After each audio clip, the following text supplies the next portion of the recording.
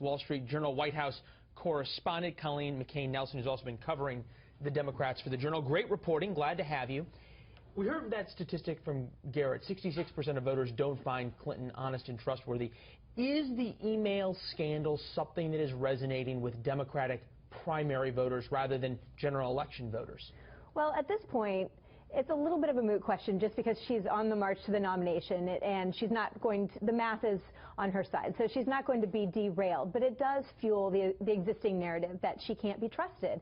And so she has been out there saying this was allowed, I didn't do anything wrong, it was permissible to use private email, but the report says very clearly this was not allowed. And facts, and sometimes gets in the way of good talking points. Exactly. Do you think Bernie Sanders' campaign, shall we say, regrets we don't want to hear about your whatever emails anymore? Right. Well, at this point, they're not showing any signs of regret. They're certainly holding firm to that.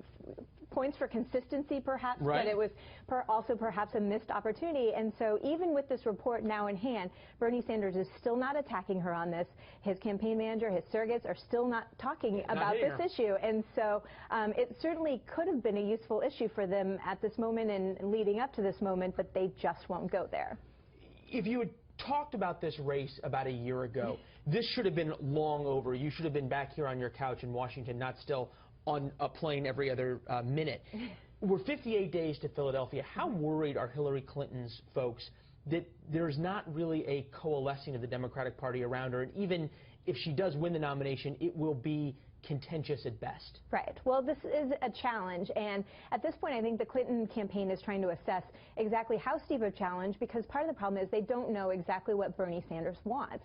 And he's showing that he's willing to not only contest every primary, but he wants to fight over things both big and small related to the convention. So it's not just that he wants to influence the platform or that he wants a primetime speaking slot. Even this morning you saw Bernie Sanders' campaign coming out fighting, asking to have two particular Clinton surrogates removed from convention committee. Frank and those kind of, really going, this is tough. They're fighting every little fight. And so what do you think they want? Does he want to be VP?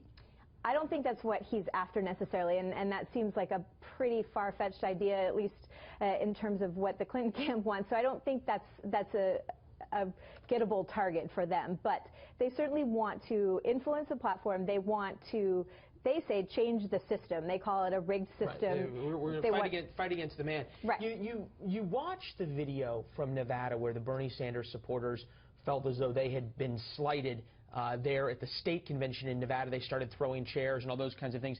Are the Clinton folks getting ready for these kinds of disturbances in Philadelphia?